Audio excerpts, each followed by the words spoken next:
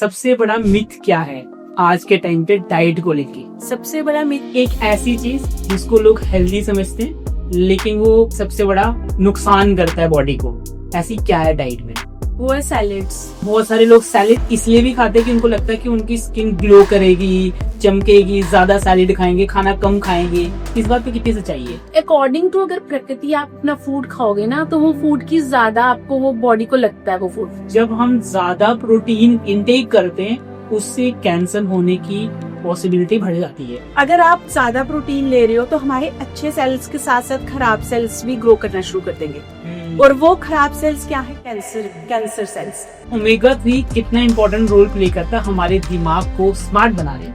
Omega 3 का definitely काफी role रहता है, लेकिन अब इसके लिए भी अब बड़े सारे सप्लीमेंट्स हैं। जो चाय में टेनिन्स होते हैं ना, वो हमारे आयरन को अब्सॉर्ब नहीं होने देते बॉडी में। और मोस्ट ऑफ द पीपल जो चाय लेते हैं नाश्ते के साथ, दे आर एनीमिक। अगर हमें किसी इंसान की स्मार्टनेस चेक करने तो उसका ओमेगा 3 चेक करो कितना है। क्या ये सच बात है या? आयुर्वेदा में क्या होता है, हम हर इंसान की बॉडी को ना 3 कैटेगरीज में डिफरेंट डिवाइड करते हैं। 1 इज वाता, 2 इज पिता एंड 3 इज कफा। आज के टाइम पे ना फीमेल इतनी इजीली कंसीव नहीं कर पाती है। कहीं न कहीं आपको लगता है कि इसके पीछे डाइट का ही एक रीजन होता है? वो तभी होगा ना जब वो किसी प्रोफेशनल के पास जाएंगे अपनी डाइट ठीक करने के लिए। जब हम कैलोरीज बर्न करते हैं क्या उससे सच में वेट लॉस होता है या नहीं? कैलोरीज बर्न करने से वेट लॉस होता है, लेकिन वेट लॉस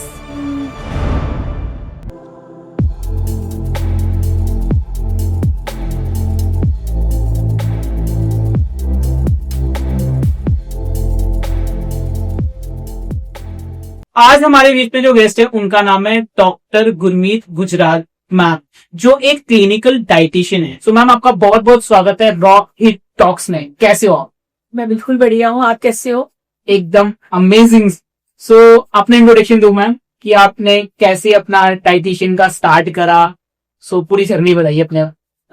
मेरा नाम गुरमीत गुजराल है और मैंने मास्टर्स किया हुआ है डाइटेटिक्स में, और इसके साथ साथ मैंने आयुर्वेदा में भी कुछ स्पेशलाइज्ड कोर्सेज किए हैं diet regarding. I am a diabetes educator also. और मैं अपना क्लिनिक ओपीडी रन करती हूँ एससीडीएम हॉस्पिटल चंडीगढ़ मठ में। तो जैसे कि मैं थेरेप्यूटिक डाइट्स बनाती हूँ और जो आपके कस्टमाइज डाइट प्लान्स बनाती हूँ उसमें हेल्प करूंगी बनाने में। मेरी जर्नी जो है, मेरे को बचपन से ही ना फूड के साथ काफी वो था, like innovations, like I am a food innovator also, आप वो भी बोल सकते हो, इनोवेशंस करने में। तो बचपन से ही मैं काफी हेल्दी ईटर थी। लाइक मैं जैसे बाहर खाना, जंक खाना, वो मैं अवॉइड करती थी। और फिर जैसे जैसे बड़े होते गए तो मेरा फूड के साथ एक लगाव होता है ना, वो काफी गहरा होता गया। तो मुझे लगा कि मुझे किसी में कुछ करना है। बट जैसे कि पहले मैं मेडिकल स्ट्रीम में चली गई, जैसे मैंने अपनी ग्रेजुएशन मेडिकल स्ट्रीम में की हुई है। उसके बाद मुझे लगा no, this is not for me, मुझे कुछ फूड वाला ही कुछ करना है। देन फिर मैंने अपनी जो मास्टर्स है वो मैंने फिर डाइटेटिक्स में की। उसमें करने के बाद मैंने अपना क्लिनिक स्टार्ट किया। फिर मुझे लगा कि ये मेरा पैशन था जो कि मेरा करियर बन गया। और जब आपका पैशन आपका करियर बनता है ना, तो देन फिर जो चीजें होती है ना, वो तो फिर गॉड नोस क्या होता है, कुछ नहीं हो सकता। सबसे बेस्ट कॉम्बिनेशन, बेस्ट कॉम्बिनेशन, इससे बढ़िया कुछ हो ही नहीं सकता। When your passion turns into your career, तो फिर आप उसमें बेस्ट करना चाहते हो, आप हर चीज बेस्ट करना चाहते हो, बिकॉज आपका वो पैशन है तो आप करोगे, आप नई नई चीजें लाओगे। तो मैं भी ऐसे ही करती हूँ। मुझे लगता है कि अभी एट प्रेजेंट भी मैं 2 कोर्सेज मेरे और भी चल रहे हैं साथ में, तो मैं साथ साथ में अपनी भी पढ़ाई करती रहती हूँ। मुझे लगता है कि लर्निंग जो है वो कभी रुकनी नहीं चाहिए। मैं अपने मेरे पेशेंट्स, क्योंकि मेरे पास काफी लाइक क्रीम ऑफ जम्मू वैसे पेशेंट्स हैं, काफी हर टाइप के पेशेंट्स हैं। लाइक वो पेशेंट्स भी हैं जो कि मेरी फी भी अफोर्ड नहीं कर सकते, वैसे पेशेंट भी हैं। और वो पेशेंट भी हैं जो कि आप समझ लो कि दे कैन अफोर्ड एनीथिंग। तो मुझे लगता है कि मेरा हर पेशेंट मेरे लिए बहुत ज्यादा वैल्यूएबल है। और हर पेशेंट से मैं कुछ ना कुछ नया सीखती हूँ। मुझे वो कुछ ना कुछ मेरे उस सेशन के बाद एक वो होता है ना, एक मुझे लेसन देके जाते हैं कि, और मैं सोचती हूँ कि हाँ ये इनसे मैंने ये सीखा। तो मेरे बच्चे भी हैं, मेरे पेशेंट्स, लाइक छोटे बच्चे भी आते हैं मेरे पास, क्योंकि मैं उनके भी डाइट प्लान्स करती हूँ। और उनके डाइट प्लान करने में मुझे सबसे ज्यादा मजा आता है, बिकॉज वो इतना प्यारा बोलते हैं और इतना, and they love me also. Like बच्चे, उनके पेरेंट्स बोलते हैं कि जब इन्हें बोलो कि डॉक्टर गुरमीत के पास जाना, तो ये सबसे पहले रेडी हो जाएंगे कि चलो उनसे हमें भी मिलना है साथ में। तो अच्छा फील्ड है मुझे लगता है, और होपफुली आने वाले समय में ये फील्ड और भी ज्यादा फ्लॉरिश करेगा। और मैं बच्चों को इंटर्नशिप भी करवाती हूँ, जो डायटिटिक्स के बच्चे आते हैं उनको इंटर्नशिप जम्मू में मैं करवाती हूँ अपने हॉस्पिटल में, MSc डायटिटिक्स वालों को। तो ये भी मैं पिछले 6 सालों से करवा रही हूँ, तो मैं टीचर भी हूँ एक तरीके से। हम क्या क्या कर रहे हो, इतनी सारी चीजें कैसे हैंडल कर लेते हो। अमेजिंग, बहुत अच्छी प्रोफाइल है आपकी, बहुत अच्छे तरीके से आप वर्क कर रहे हो। और बच्चे आपको इसलिए पसंद करते हैं क्योंकि बच्चों को खाना सबसे ज्यादा पसंद होता है, और आप उनको उनके अकॉर्डिंगली उनकी डाइट कस्टमाइज करके देते हो। तो ये भी एक कारण हो सकता है। इसलिए इवन हर किसी को खाना पसंद है, तो इसलिए हर कोई आपको पसंद करता है, क्योंकि आप उनके अकॉर्डिंग उनकी डाइट प्लान करके देते हो। सो मेरा पहला सवाल तो ये है कि सबसे बड़ा मिथ क्या है आज के टाइम पे डाइट को लेके? सबसे बड़ा मिथ ये है नरेंद्र जी कि हर कोई सोचता है कि डाइट मतलब शायद हम डाइट करेंगे तो हम एक स्टार्वेशन करवाएंगे, भूखा रखेंगे। तो नॉर्मली लोगों को यही मिथ रहता है, लेकिन डाइट में ऐसा कुछ नहीं होता। क्योंकि डाइट सिर्फ वेट लॉस के लिए नहीं होती कि वेट लॉस करना है तो आपको डाइट करनी है। Like I am a clinical dietitian, तो मैं जैसे कोई भी पेशेंट आता है हर टाइप की डाइट बनाती हूँ, थेरापेटिक डाइट्स बोलते हैं जिसे। तो वो डाइट्स में रहता है कि अगर किसी को हेल्थ इशू है, कोई डायबिटीज है या लिवर इशू है, कोई भी इशू है, तो वो अगर आप अपनी मेडिसिन के साथ साथ अपने डॉक्टर के साथ साथ अगर आप डाइटिशियन को भी फॉलो करोगे या उनसे कस्टमाइज डाइट लोगे, तो आपका वो जो हेल्थ इशू जो शायद महीने या 2 महीने में ठीक होगा, वो शायद आपका आधे टाइम में ही ठीक हो जाए। तो डाइट को हमेशा इस तरह से नहीं लेना चाहिए कि डाइट मतलब पता नहीं हमें क्या खाने को देंगे और पता नहीं हम खा भी पाएंगे कि नहीं खा पाएंगे। तो डाइट ऐसा नहीं होता। तो diet itself is it's a ये एक ऐसा वर्ड है कि जिसे लोग ज्यादातर उसे मिसकम्युनिकेट करते हैं। एक ऐसी चीज जिसको लोग हेल्दी समझते हैं, लेकिन वो कह सकते हो कि सबसे बड़ा नुकसान करता है बॉडी को, ऐसी क्या है डाइट में?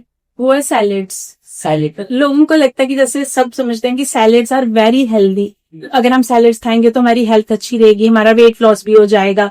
लेकिन सैलेड भी इतने भी हेल्दी नहीं होते, because it has lot of fibre. और अगर आपका गट हेल्थ, अगर आपको गट हेल्थ इश्यूज चल रहे हैं, आपकी गट की हेल्थ अच्छी नहीं है, तो सैलेड्स हमें ज्यादा डाइजेस्ट नहीं होंगे। हमें 30 ग्राम से ज्यादा फाइबर नहीं लेनी, और रॉ फूड खासकर हमें 30 ग्राम से ज्यादा नहीं अपनी डाइट में ज्यादा इंक्लूड अगर हम करेंगे एक मील में। अगर 30 ग्राम कर रहे हो तो ठीक है, अगर उससे ज्यादा अगर आप ज्यादा बड़ी प्लेट भर के सैलेड खा रहे हो और छोटी प्लेट में आप अपना फूड ले रहे हो जो प्रॉपर, तो वो डेफिनेटली आपको हार्म करेगा, वो हेल्दी नहीं रहेगा, वो उल्टा आपको अनहेल्दी बना सकता है। ओके, सो हम सैलेड की बात करते हैं, थोड़ा सा सैलेड के बारे में डीप में बात करते हैं। आपने देखा होगा कि बहुत सारे लोग ऐसा कहते हैं कि सैलेड ना खाना खाने से 10 मिनट पहले खाना चाहिए, और बहुत सारे लोग खाना खाने के साथ खाते हैं, और कुछ लोग खाना खत्म होने के बाद भी खाते हैं। तो इनमें से सबसे करेक्ट वे कौन सा है? करेक्ट वे है कि अगर आपने सैलेड, कोई भी रॉ जो चीज है वो हमें खाने से आधा घंटा पहले खानी चाहिए, बिकॉज हर एक का ना जो एक टाइमिंग ऑफ डाइजेशन होता है ना, दैट इज डिफरेंट। जैसे सैलेड का जैसे डिफरेंट होगा, जो आप कुक्ड मील ले रहे हो उसका डिफरेंट होगा। तो अगर आप दोनों को साथ में ले लेंगे तो जो सैलेड है वो थोड़ा, क्योंकि वो अनकुक्ड है, वो थोड़ा ज्यादा टाइम लगाएगा डाइजेशन में, और उसके साथ ही अगर आपने कुक्ड वाला खा लिया तो वो थोड़ा कम लगाएगा। तो वो पेट में जाके क्या होगा, वो उसको पुट्रीफिकेशन बोलते हैं, जो टर्म होती है उसके लिए यूज होती है, आपकी बॉडी में सड़ना स्टार्ट कर देगा, and it create lot of gases production करेगा और गट हेल्थ इश्यूज करेगा। तो आपको सैलेड को हमेशा आधा घंटा पहले ही खाना है। अगर फ्रूट भी खाना है तो वो भी आधा घंटा पहले खाओ, क्योंकि इनके timing of digestion are different. Okay, so रात को सैलेड खा सकते हैं? डेफिनेटली खा सकते हैं, लेकिन रात को कोशिश करो कि अगर आपने सैलेड खाना भी है तो सर रॉ फॉर्म में मत खाओ। जैसे अभी बरसात का मॉनसून का सीजन चल रहा है, तो हमारा वैसे ही हमारा जो डाइजेस्टिव सिस्टम है वो थोड़ा सा फायर, जिसे हम जठ अग्नि बोलते हैं आयुर्वेदा में, है ना, तो वो वैसे ही थोड़ी सी लो रहती है ड्यूरिंग मॉनसून। तो इस टाइम पे तो सैलेड्स को थोड़ा अवॉइड ही करो, उसकी बजाय you can go for soups, vegetable soups लो, कोई भी सूप्स लो, soups are good in this season. Otherwise अगर आपने रात को सैलेड खाना दिया तो फिर उसे खाने से आधा पौना घंटा पहले को थोड़ा सा स्टीम कर लो या थोड़ा सा सॉटे कर लो। ओके, तो सैलेड में बेस्ट क्या क्या चीजें लेनी चाहिए जिसकी वजह से हमारी बॉडी में अच्छी न्यूट्रिशन आ जाए?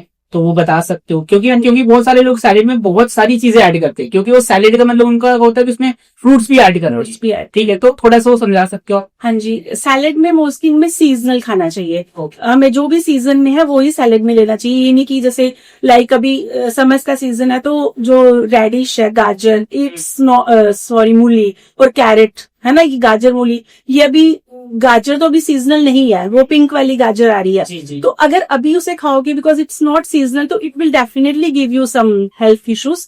तो हमें सीजनल सैलेड्स खाने चाहिए। और जैसे अभी बरसात का मौसम है तो हमें पत्ते वाले जो सैलेड्स होते हैं, जैसे आइसबर्ग लेटस वगैरह लोग खाते हैं, सेलेरी स्टिक्स खाते हैं, तो वो थोड़ा सा अवॉइड करना चाहिए because it has lot of like उसके ऊपर थोड़ा कंटेमिनेशन ज्यादा रहती है। कई लोग पालक भी खाना पसंद करते हैं या कैबेज खाते हैं कई लोग, तो कैबेज को तो आई बिलीव कि उससे तो अवॉइड ही करना चाहिए सैलेड पे, उसको मुझे फॉर्म ही खाना चाहिए, अदरवाइज वो प्रॉब्लम क्रिएट कर सकती है बाद में।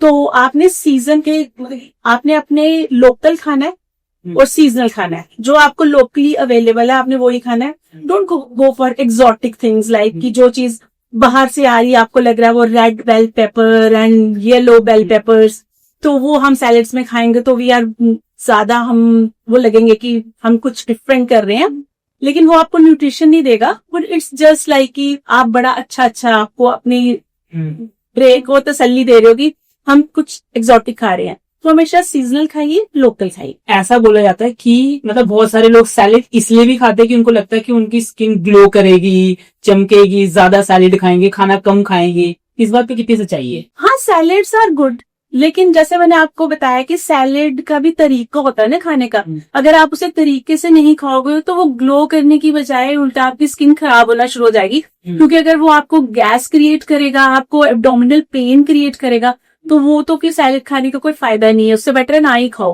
तो सैलेड को किस तरीके से खाना है वो अगर आप अच्छे तरीके से खाओगे तो it will definitely give you good results.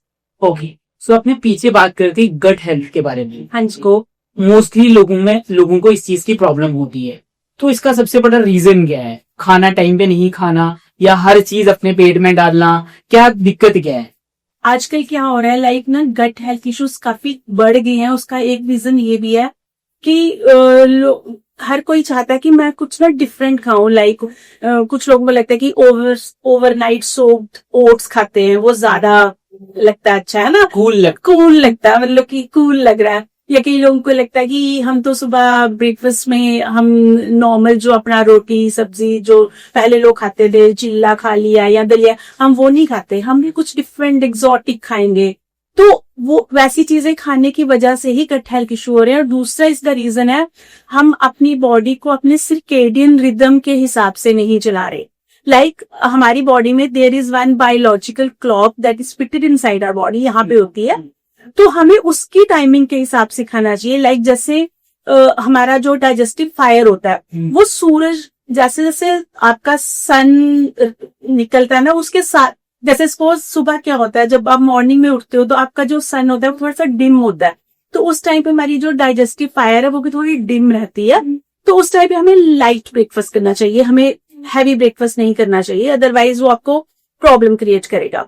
लेकिन लाइट जरूर करना चाहिए। कई लोग तो ब्रेकफास्ट को स्किप भी कर देते हैं, वो भी प्रॉब्लम क्रिएट करता है। एकदम ब्रंच कर, हाँ ब्रंच कर दिया और फिर उसके बाद सूरज जैसे ऊपर चढ़ता है ना, जैसे 12 और 2 के बीच में सूरज पूरा हमारा पीक पे होता है, उस टाइम पे हमारा जो डाइजेस्टिव फायर है वो भी पीक पे रहता है। तो उस टाइम पे हमें हैवी खाना चाहिए, हैवी अच्छा लंच, अच्छा मतलब उसमें आप डेजर्ट्स भी खा सकते हो, अच्छे तरीके से खाना चाहिए। नॉर्मली कुछ लोग क्या करते हैं उस टाइम को स्किप कर देते हैं, लाइक सुबह ब्रेकफास्ट अच्छा से कर लिया, लंच को स्किप कर दिया, और उसके टाइम फिर उसके बाद रात को अच्छी तरह से डिनर किया, क्योंकि बाहर का किया नहीं होता, फिर भूख भी लगी होती है। तो फिर वैसे नहीं करना। फिर जैसे सूरज नीचे को जाता है ना, जब डूबने वाला होता है, तो आपको कोशिश करो कि आप जैसे रात का जो अपना मील है, जो डिनर है, उसको फिर थोड़ा लाइट करो सो दैट वो इजिली डाइजेस्ट हो जाए। और सोने का टाइम जो है वो 10 से 11 के बीच में आप बेड पे चले जाओ, और अपना स्क्रीन टाइम जो है सोने से 1 घंटे पहले अपने फोन को या लैपटॉप को अलग रख दो। अगर आप सिर्फ इतना सा भी करोगे ना, तो आप देखोगे कि आपका जो मेटाबॉलिक फायर है, जो कि आपकी डाइजेशन में हेल्प करती है, जिसकी वजह से आपका गट हेल्थ इश्यूज नहीं होंगे, जिसकी जितनी अच्छी मेटाबॉलिक फायर होगी उसको उतने कम गट हेल्थ इश्यूज होंगे। तो आपको गट हेल्थ इश्यूज नहीं होंगे, आपका जो स्किन भी ग्लो करेगी, आपका हेयर क्वालिटी भी अच्छी हो जाएगी, और आपको जो बाकी इन्फ्लामेशन जो बॉडी में ज्यादा होती है आजकल लोगों को, वो भी नहीं होगी। बहुत सारे लोग सुबह मॉर्निंग में बेड टी लेते हैं, ठीक है, उस अगर बेड टी ले रहे हैं तो उस चीज की वजह से क्या प्रॉब्लम आ सकती है बॉडी में, और जो खाने के साथ खा रही चाय पी रहे हैं सॉरी, उनको क्या प्रॉब्लम आ सकती है ये भी बता दो, क्योंकि ब्रेकफास्ट के टाइम में ये चीजें ज्यादा होती है। हाँ जी, अब देखो सुबह अगर आप अपने पेट को अपने इमेजिन करो कि जैसे ग्रीन का ग्रास है ना, सुबह उठते ही आप उसके ऊपर कुछ एसिड फेंक दो तो क्या होगा? जल जाएगा ना। लेकिन अगर आप उसके ऊपर पानी डालोगे तो क्या होगा? थोड़ा फ्लोरिश करेगा, है ना, अच्छा दिखेगा। तो इसी तरह हमारा स्टमक है, आप उठे, आपका स्टमक ऑलरेडी उसमें रात से उसमें काफी गैसेस काफी कुछ हुआ है, उसके ऊपर आप और गैस डाल रहे, और एसिड डाल रहे ऊपर से, फिर क्या होता है, उससे ज्यादा गैस प्रोडक्शन होती है, ज्यादा एसिडिटी की प्रॉब्लम ज्यादा होती है, कई लोगों को गर्ड की प्रॉब्लम होती है जो कि बड़ी ज्यादा कॉमन है, गर्ड, और आईबीएस की प्रॉब्लम होना शुरू हो जाती है। तो आपने उठते चाय नहीं पीनी, आपको अगर बड़ी ज्यादा लगता है कि नहीं मैं चाय नहीं पीऊंगा तो मेरे से उठा नहीं जाएगा, नशा ना, इट्स लाइक चाय का जो नशा, मतलब कि बड़ा ज्यादा वो नशा है, और इसको छोड़ना थोड़ा सा मुश्किल है। बट इंडिया में तो हर कोई चाय, इंडिया में तो हर किसी को है, बट मैं ये नहीं बोल रही कि यू लीव योर टी, चाय को मत छोड़ो, चाय पियो चाय, लेकिन उसे प्रॉपर तरीके से पियो। उसके बाद आप अपने नट्स ले लिए, फ्रूट्स ले लिया, उसके बाद आधा घंटा वेट करो, उसके बाद you can go for your T. But चाय के साथ फिर उसके साथ रस और बिस्किट मत खाओ, ठीक है? फिर उसके साथ कुछ भी खाने की जरूरत नहीं, you take 1 cup of tea. अगर ज्यादा ही आपका मन कर रहा है खाने का तो यू कैन हैव रोस्टेड मखाने खा सकते हैं, थोड़े से हेल्दी कुछ ऑप्शन ले लो, क्योंकि चाय के साथ आप कुछ भी खाओगे ना तो वो आपकी, क्योंकि अब्जॉर्प्शन नहीं होती, like makhana they are very healthy, अच्छे होते हैं, लेकिन अगर आपने चाय के साथ खाए तो उसकी शायद अब्जॉर्प्शन ना हो पाए बॉडी में। तो इसलिए वो मैं भी जैसे कि लिख के देती हूँ अपने पेशेंट्स को, क्योंकि कई लोग खाली चाय नहीं पी सकते, they need something with T, तो वो ऑप्शन ले सकते हो। बट नाश्ते के साथ खाओगे तो आपने इतना अच्छा नाश्ता दिया, उसके साथ हमने चाय पी ली, तो नाश्ता तो आपका जीरो हो गया पूरा, उसके सारे जो न्यूट्रिएंट्स है ना वो सब खत्म हो गए, आयरन की अब्जॉर्प्शन नहीं होती, जो चाय में टेनिन्स होते हैं ना वो हमारे आयरन को अब्सॉर्ब नहीं होने देते बॉडी में। और मोस्ट ऑफ द पीपल जो चाय लेते हैं नाश्ते के साथ, दे आर एनीमिक, इनका एनीमिक होते हैं वो, तो उनका ब्लड कम रहता है, लाइक HB कम रहता है उनका। तो जैसे ही उनकी चाय बंद करते हैं नाश्ते के साथ से, चाय को हम 1 घंटा आगे पीछे कर देते हैं, तो उनका जो एनीमिया वो ठीक होना शुरू हो जाता है, उनका HB बढ़ना शुरू हो जाता है। तो this is the main reason. India में तो ज्यादातर लोग एनीमिक है, खासकर लेडीज, उनका HB हमेशा कम ही रहता है जो चाय ज्यादा पीती, क्योंकि वो चाय के साथ साथ अच्छी अच्छी चीजें खाती क्योंकि जो भी जिन चीजों से हमें न्यूट्रिशन मिलनी होती है ना वो चाय के साथ खा लेंगी, तो वो न्यूट्रिशन ही नहीं मिलती। तो इसलिए this is the main reason. Okay, बहुत अमेजिंग तरीके से आपने बताया, मैं भी फॉलो करूंगा। मैं सुबह सुबह चाय तो नहीं पीता हूँ, पानी पीता हूँ और नट्स खाता हूँ, फ्रूट। अच्छा, फ्रूट से याद आया, ऐसे डॉक्टर्स बोलते हैं an apple a day keep doctor away, is it real और फेक? नहीं, इट्स रियल। इवन हम यही बोलते हैं सबको कि फ्रूट खाना चाहिए, लेकिन मैं आपको एक और भी बात भी बताना चाहूंगी फ्रूट्स के लिए। लाइक कुछ लोगों को ये चीज पता नहीं होती कि फ्रूट में लाइव एंजाइम्स रहते हैं। तो कुछ लोग क्या करते हैं, वो जिन लोगों को इंसोम्निया की प्रॉब्लम होती है, लाइक रात को नींद नहीं आती, वो क्या करते हैं, पहले क्योंकि दिन में बड़े बिजी रहते रहे, हमें फ्रूट खाने का टाइम नहीं लगा, और जब हम रात को घर पहुंचे हमने डिनर किया और उसके बाद फिर हमें याद आता है ओ आज तो मैंने पूरे दिन में फ्रूट नहीं खाया, तो चलो अब फ्रूट खा लेते हैं डिनर के बाद, है ना, डेजर्ट में। तो वो फ्रूट खा लेते हैं और फिर उसके बाद क्या होता है, वो लाइव एंजाइम्स होते हैं, वो आपको पूरी रात सोने देंगे, तो वो पूरी रात फिर वो आपकी नींद डिस्टर्ब करेंगे। तो इट्स ऑलवेज बेटर कि फ्रूट्स को या तो ब्रेकफास्ट, जैसे मैंने आपको बताया, सुबह उठते ही पानी पियो और उसके बाद फ्रूट खा लो। एक तो आपने फ्रूट भी खा लिया, आपने अच्छी चीज भी खा ली, तो वो सबसे बेस्ट टाइम है। नहीं तो मिड मॉर्निंग में खा लो फ्रूट, ठीक है। तो जो ऑफिस गोयर्स हैं वो सुबह खा के जा सकते हैं। ओके, अभी मेरे दिमाग में एक और क्वेश्चन आ गया, वो ये है कि आज के टाइम के, जैसे मैं भी अपनी बात करूं, हम देर रात तक काम कर रहे हैं, अब रात को 11-12 बजे मुझे भूख लग गई, तो मोस्टली लोग क्या करते हैं, चिप्स खा लो, जूस पी लो, पैकेट वाला, ठीक है। तो वो कितना हार्मफुल होता है। जो मिड नाइट में ना कुछ इनटेक करते, जैसे चिप्स हो गए, बिस्किट्स हो गए, अगर हमें वो नहीं खाने तो क्या खाना है? जो रात को हमें क्रेविंग्स होती है ना फूड की, सबसे पहली बात है कि हमें क्रेविंग्स इसीलिए होती है बिकॉज हमने पूरा दिन अच्छे तरीके से नहीं खाया, हमें न्यूट्रिएंट्स की डेफिशिएंसी है बॉडी में, दैट्स व्हाई वी क्रेव। जब भी किसी को मेरे पास, जैसे मेरे क्लिनिक में भी लोग आते हैं, कहते हैं मैम हमें बड़ी क्रेविंग होती है, दिल करता है ये सारा ही खा जाओ, लेकिन वही लोग मुझे महीने के बाद बोलते हैं कि हमारी वो जो क्रेविंग से पता ही नहीं कहाँ चली गई। वो क्रेविंग इसलिए हो रही थी क्योंकि वो गलत तरीके से खा रहे थे, उनको डेफिशिएंसीज की बॉडी में।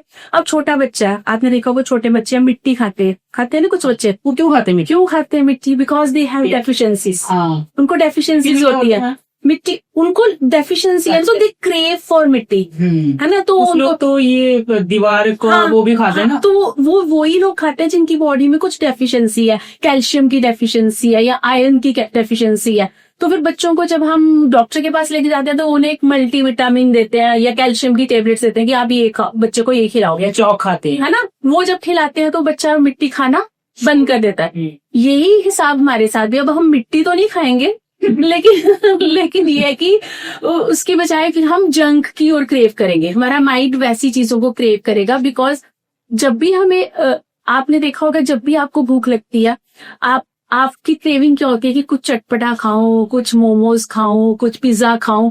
आपका कभी मन नहीं करेगा ना मैं सैलेड खाऊं या मैं फ्रूट खाऊं, नहीं मन करेगा ना। वो इसलिए होता है क्योंकि हमारा सिस्टम ही वैसा बना हुआ है। तो आपने अपने सिस्टम को अकॉर्डिंगली आपने चेंज करना है। जब आपकी बॉडी में डेफिशिएंसीज नहीं होगी तब आपकी बॉडी तो क्रेव नहीं करेगी, आपकी क्रेविंग्स बिल्कुल खत्म हो जाएगी, जीरो हो जाएंगी। और जो आपने बात की ना कि रात को क्या खाएं या कैसे, रात को हमें वैसे तो अवॉइड करना चाहिए, 10 बजे के बाद हमें कुछ नहीं खाना चाहिए। बिकॉज जैसे मैंने आपको बोला कि हमारे जो वाइटल ऑर्गन्स है, हमारे अंदर जो ऑर्गन्स हैं, they start repairing after 10 o'clock। उन्हें भी तो रिपेयर की जरूरत है ना, तो सारा दिन हमारे लिए काम कर रहे हैं, तो उनकी रिपेयर कब होगी? अगर हम 10 बजे से 11 बजे तक अगर आपका लिवर रिपेयर हो रहा है फॉर एग्जाम्पल, और 10 से 11 के बीच में आप कुछ खा रहे हो, तो लिवर बेचारा रिपेयरिंग करेगा या वो जो आप उसको खाना डाली जा रहे हो उसको प्रोसेस करेगा। तो आपने 10 बजे के बाद आइडली आपने कुछ नहीं खाना, फिर भी अगर आपको लगता है कि आपको बड़ी ज्यादा क्रेविंग हो रही है, देन फिर आप ग्रीन टी पी लो या कोई घर का बनाओ कोई वाटर, जैसे सौंफ जीरा वगैरह डाल के वैसा वाला पानी, उससे भी क्रेविंग खत्म हो जाती है, वैसा ले लो। लेकिन अवॉइड करो। आप अपना प्रॉपर ब्रेकफास्ट लंच डिनर किया होगा तो आपको क्रेविंग होगी ही नहीं होगी। सो बहुत बढ़िया तरीके से आपने एक्सप्लेन करा मैम। अभी नेक्स्ट स्टेप की ओर बढ़ते हैं। आपने देखा होगा बहुत सारे यंगस्टर आज के टाइम पे जिम जाते हैं और उनको यही होता है कि हम तो जो हमारे कोच ने डाइट बताई हम उसको फॉलो कर रहे हैं। इसमें पहली चीज आती है प्रोटीन। ठीक है, हमें कितना प्रोटीन लेना चाहिए, ठीक है, अपने वेट के अकॉर्डिंग। और बहुत सारे जिनको हैवी वेट लिफ्टिंग करनी होती है वो ज्यादा प्रोटीन। तो मैंने ऐसे कहीं पढ़ा है कि जब हम ज्यादा प्रोटीन इनटेक करते हैं उससे कैंसर होने की पॉसिबिलिटी बढ़ जाती है बॉडी की। आई डोंट नो कितना सही है कितना गलत है, ठीक है। तो आप पहले तो इसके बारे में बताओ, प्रोटीन्स के बारे में। प्रोटीन को तो अभी इतनी हाइप मिल चुकी है कि प्रोटीन प्रोटीन प्रोटीन, हर कोई बस यही लगा हुआ है कि मेरा प्रोटीन कैसे पूरा हो। लेकिन हमें ये नहीं पता कि जो प्रोटीन है, जो आपने कैंसर की बात की, प्रोटीन क्या करता है? प्रोटीन हमारी मसल्स की वेयर एंड टेयर और हमारे जो सेल्स को बनाता है, प्रोटीन उसमें हेल्प करता है ना। अगर आप ज्यादा प्रोटीन ले रहे हो तो हमारे अच्छे सेल्स के साथ साथ खराब सेल्स भी ग्रो करना शुरू कर देंगे। और वो खराब सेल्स क्या है? Cancer cells. क्योंकि हमारी बॉडी के अंदर दोनों टाइप के सेल्स है, we have good cells also, we have bad cells also. तो हमें उतना ही प्रोटीन लेना है जो हमारे गुड सेल्स को ग्रोथ दे और उनको बनाए, ना कि हम इतना ज्यादा ले लें कि हमारे बैड सेल्स भी उसके ऊपर फ्लॉरिश करना शुरू हो जाए और अल्टीमेटली कैंसर हो जाए। दिस इज वेरी ट्रू कि अगर आप ज्यादा प्रोटीन ले रहे हो तो कैंसर होने के चांसेस बढ़ सकते हैं। ठीक है। दूसरी बात है, जब भी हम जिम जाते हैं या हमने स्टार्ट किया कि हम सोचा अब हम जिम जाएंगे, आपको पहले ही अपने माइंड में ये सोच के जाना है कि हम जिम जा रहे हैं अपनी बॉडी को एक अच्छा करने के लिए, अपनी हेल्थ को इम्प्रूव करने के लिए, ना कि हम किसी स्टेज में अपने रिप्रेजेंट करना है या है ना, हर किसी को कंपटीशन नहीं करना ना। अगर आप जिम जा रहे हो तो आप जिम जा रहे हो कि मैं हेल्दी रहूं, मैं फिट रहूं। आप इसलिए तो नहीं जिम जा रहे ना कि कल को मुझे वहां पे रेसलिंग करनी है या मुझे वो करना है। जब आप, और उधर क्या होता है, जब कोई भी जिम गया, कोई 50 ईयर का भी जिम गया या 20 ईयर्स का भी गया, तो उनका मेन फोकस रहता है कि बॉडी बना लो, बॉडी बना लो, बॉडी बना लो। बॉडी आपकी है, आपको पता होना चाहिए मुझे बॉडी कैसे बनानी है। आप घर का खाना, अच्छा फूड, प्रॉपर बैलेंस डाइट खा के भी आप अपनी बॉडी बना सकते हो। ऐसा कुछ नहीं है कि उसके लिए आपको ऊपर से सप्लीमेंट खाने की जरूरत है। और हमें कितनी प्रोटीन की रिक्वायरमेंट है, हमें पर जैसे एक नॉर्मल ह्यूमन बीइंग है जो कि जिम भी जा रहा है, घंटा एक जिम भी कर रहा है, उसे अपने बॉडी वेट के हिसाब से ओनली 1 ग्राम ऑफ प्रोटीन चाहिए। Like if a person is 70 kg, तो ही और she needs only 70 grams of protein. वो अगर आप प्रॉपर डाइट खा रहे हो जिसमें आपकी पूरा कुछ है, दाल चावल, चिकन भी खा रहे हो, एग्स भी खा रहे हो, बीच में आप स्प्रोट्स भी ले रहे हो, जो भी घर पे काफी सारी चीजें होती हैं जहाँ से प्रोटीन आता है, तो अगर आप वो सब खा रहे हो, अपनी डाइट में इंक्लूड की हुई है, तो आपको बाहर का जो डिब्बे वाला प्रोटीन है वो लेने की, बिकॉज वो जो प्रोटीन्स है दे आर सिंथेटिक प्रोटीन्स। और वो हमारी किडनी जो है, किडनी क्या है, किडनी हमारे जो बॉडी से जो भी अनवांटेड चीजें होती है उसे बाहर फ्लश आउट करती है। अब अगर आप ज्यादा, उसकी भी एक लिमिट है ना फ्लश करने की, अब आप इतना ज्यादा डालोगे वो बेचारी कैसे फ्लश करेगी। आप चाय वाली छन्नी ले लो, अगर उसमें ज्यादा पत्ती में तो ब्लॉक नहीं हो जाएगी, चाय ऊपर नहीं आ जाती, तो वो ब्लॉकेज हो जाएगी किडनी में, क्रेटिनाइन बढ़ जाएगा, आपका यूरिक एसिड बढ़ जाएगा, गाउट की प्रॉब्लम हो जाएगी। तो इसलिए प्रोटीन उतना ही खाओ जिसको आप पचा सको, जिसको आप एसिमिलेट कर सके आपका गट अच्छे तरीके से। और मोस्टली जो लोग ज्यादा प्रोटीन खा रहे हैं उनको गट हेल्थ इश्यूज ज्यादा हो रहे हैं, उनको बर्पिंग होती है ज्यादा, फार्टिंग होती है ज्यादा, गैस, क्योंकि मैं खुद अपने क्लिनिक में ऐसे केसेस रोज ही देखती हूँ। तो बहुत सारे जिम वाले लोग बोलते हैं वे प्रोटीन खाओ, आपने सुना होगा, ये क्या सच में उतना प्रोटीन देता है या ये सिर्फ एक आज के टाइम पे ट्रेंडिंग नेम चल चुका है कि यार ये सबसे सही है, यही लो? अब ये प्रोटीन देखो, प्रोटीन मैं ये दूसरी बात आपको बताऊंगी, प्रोटीन आपने तभी लेना है जब आपका डॉक्टर आपको बोल रहा है, प्रिस्क्राइब कर रहा है कि किसकी ज्यादा मसल वेस्टिंग होगी, या जैसे कोई कैंसर पेशेंट है या कोई लिवर पेशेंट है, ज्यादा वीक हो गया, वो इतना खा नहीं पा रहा, तो उस केस में डॉक्टर्स प्रिस्क्राइब करते हैं कि आप ये प्रोटीन ले लो। इन दैट केस आप प्रोटीन लो, पक्का लो, सप्लीमेंट लेने की जरूरत पड़ सकती है किसी को भी, लेकिन आप अपनी मर्जी से लिए जा रहे हो। और जो आपने वे प्रोटीन की बात की, अगर आप नॉर्मल कंडीशन में वे प्रोटीन लेना चाहते हो तो आप घर में भी, जैसे हम पनीर बनाते हैं घर में, दूध को जब हम उसको नींबू डालते हैं, जब फट जाता है तो वो जो पानी बचता है ना, that is a way protein. अच्छा। और वो इतना गुड सोर्स है वे प्रोटीन का, that is natural also, hygienic also, आपके घर पे बना हुआ है, उस आपको पता है इसमें कोई स्टीरॉयड नहीं है, कुछ नहीं है, तो आप वो पी लो घर पे, एक गिलास पानी वो वाला, एक दूध को फाड़ो, उसमें से वो थोड़ा पनीर भी बन जाए, पनीर की सब्जी खा लो और पानी वैसे पी लो, तो आपको बाहर के डिब्बे वाला वे प्रोटीन लेने की तो जरूरत ही नहीं है। तो that is a good option.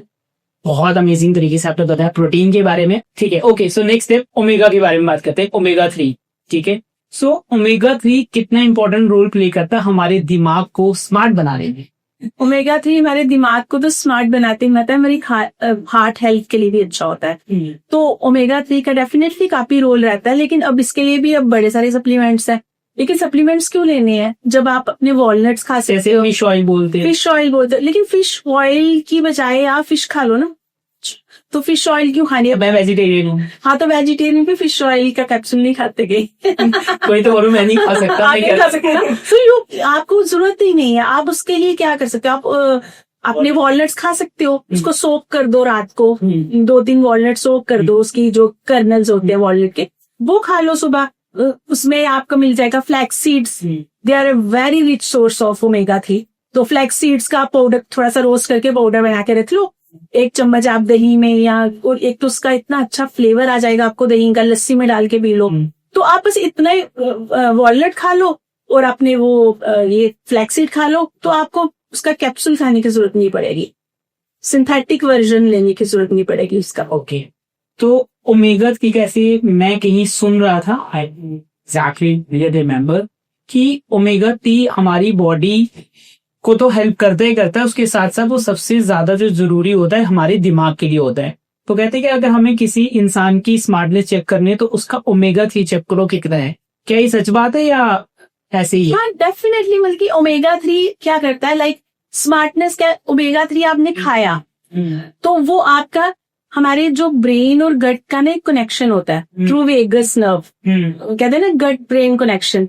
तो आप जो भी पेट में डाल रहे हो वो सारे हमारे ब्रेन को भी नरिश कर रहा है, हमारे बाकी ऑर्गन्स को भी नरिश कर रहा है। तो सिर्फ ओमेगा 3 नहीं, अगर आप कोई भी हेल्दी चीज खा रहे हो, अगर हेल्दी फूड ही खा रहे हो तो आपके दिमाग को नरिश करेगा ही करेगा। आपने देखा होगा कि अगर ज्यादा हम फास्ट फूड या ज्यादा जंक फूड खाते हैं उसके उस टाइम तो बड़ा मजा आता है, क्योंकि थोड़ी देर के बाद आप लेथार्जी फील करते हो, आपका कुछ काम करने का मन नहीं करेगा। क्यों? क्योंकि उस टाइम भी आपकी बॉडी में ना कफा इम्बैलेंस हो जाता है। कफा इज लाइक आयुर्वेदा में क्या होता है, हम हर इंसान की बॉडी को ना 3 कैटेगरीज में डिफरेंट डिवाइड करते हैं। 1 इज वाता, सेकंड इज पिता एंड थर्ड इज कफा। जितने भी मोटे लोग होते हैं ना वो सारे कफा प्रकृति के होते हैं, उनकी वही वाला कॉन्स्टिट्यूशन वैसा होता है। तो कौन सी कैटेगरी का? आप मुझे वाता के लग रहे हो। अभी वो मैं फ्लैट बैठ के नहीं, वाता इज नॉट बैठने वाले। वाता इज थोड़े जो होते हैं ना एजाइल काइंड, एजिलिटी ज्यादा होती है उनमें, जैसे कुचलते रहेंगे, एक जगह टिक के नहीं बैठते, वैसे लोग होते हैं। तो उसमें भी प्रॉपर असेसमेंट होती है कि, और अकॉर्डिंग टू अगर प्रकृति आप अपना फूड खाओगे ना तो वो फूड की ज्यादा आपको वो बॉडी को लगता है वो फूड। अब जैसे वाता, कई लोग होते हैं आपने देखा होगा, उनको जितने मर्जी आप ड्राई फ्रूट्स खिला दो, कुछ भी खिला दो, गर्म चीजें खिला दो, उनको कोई फर्क नहीं पड़ता, उनको कुछ नहीं होगा ना, उनका मुंह कोई अल्सर होगा, कुछ भी नहीं होगा। कुछ लोग हैं एक भी ड्राई फ्रूट बादाम खा लें या काजू खा लें, बोलेंगे दूसरे दिन बोलेंगे मेरा मुंह पक गया है ना, फिर मेरे को आज बड़ी गर्मी लग रही है ज्यादा। तो जिनको कुछ नहीं हुआ ना वो कफा वाले हैं, और जिनको बड़ा कुछ हो गया ना वो पित्ता वाले हैं। उनका मतलब कि उनको ज्यादा गर्मी से लाल हो जाएंगे, थोड़ा सा बाहर जाएंगे। तो कफा वाले क्या होता है, उनका जो डाइजेस्टिव सिस्टम होता है ना दैट इज वेरी स्लो, उनका मेटाबॉलिक फायर जो होती है वो काफी स्लो होती है। तो उनको फूड भी फिर वैसे ही देने पड़ते हैं जिससे कि वो थोड़ा सा फास्ट हो जाए। और इनका अगर वेट लॉस करना है, और जितनी भी बड़ी बड़ी बीमारियां होती है ना, जैसे जो कि हमें जिसकी प्रॉपर ट्रीटमेंट करवानी पड़ती है, जिनके लिए हमें डॉक्टर के पास, जैसे कि लीवर प्रॉब्लम हो गई, किडनी प्रॉब्लम हो गई, कैंसर हो गया, जितनी भी बड़ी, ये सारे लोग ज्यादातर कफा वाले उसमें आते हैं। और जितनी भी छोटी छोटी बीमारियां होती है ना जिसके लिए डॉक्टर के पास जाने की जरूरत नहीं पड़ती, खुद ही थोड़ी सी रेस्ट करो, खुद ही ठीक हो जाएगा। या कोई चाय पियो, कहवा पियो, कुछ भी ठीक, वो सब, जैसे जुकाम हो गया, खांसी हो गई, छोटी छोटी जो चीजें, वो सारे ये वाता वाले होते हैं।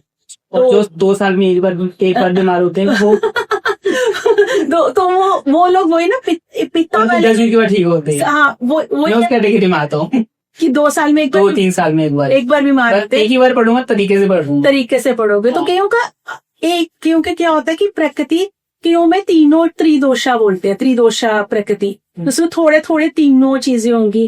कईयों में 2 टाइप होंगे, एक टाइप का तो कोई इंसान नहीं होता कि जिसमें सिर्फ पूरा ही प्रॉपर वो कफा है, या उसमें थोड़े से जो प्रॉपर्टीज दूसरी वाली भी होती हैं।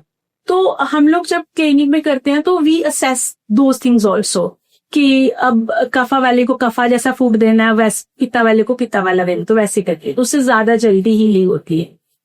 Okay, thank you so much इतनी सारी चीजें समझाने के लिए। आज आपसे अपॉइंटमेंट नहीं लेके यहाँ पे आपको बुला के अपने बारे में जान रहे हैं हम। आई होप ऑडियंस को रिलेट कर पाएंगे। ओके, सो अब बात करते हैं कैलोरीज की। बहुत सारे लोग बोलते हैं कि यार मैंने इतनी कैलोरीज बर्न कर ली, इतनी वॉक कर ली, वो कर ली। डाइट जो हम लेते हैं और उसकी वजह से किस तरह की हम कैलोरीज कितनी बर्न करते हैं, क्या सच में हमने जिस तरह के से डाइट ली है उसी लेवल पे उसकी कैलोरीज बर्न होती है, या वर्कआउट करते हैं, या किस तरीके वो कैलोरीज के बारे में समझाओ।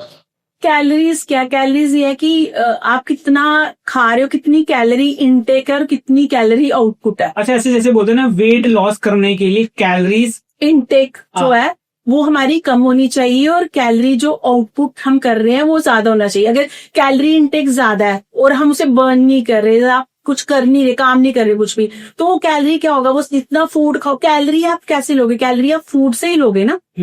अब मैं आपको एक छोटा सा एग्जांपल देती हूँ, लाइक 2 गुलाब जामुन आपने लंच के बाद खाए, इट हैज 500 कैलोरीज, ठीक है। 500 कैलोरीज के आपने 2 गुलाब जामुन खा लिया, आपको पता भी नहीं चला कहाँ गए, नहीं मतलब फील नहीं ना होता, आपको पता भी नहीं चला।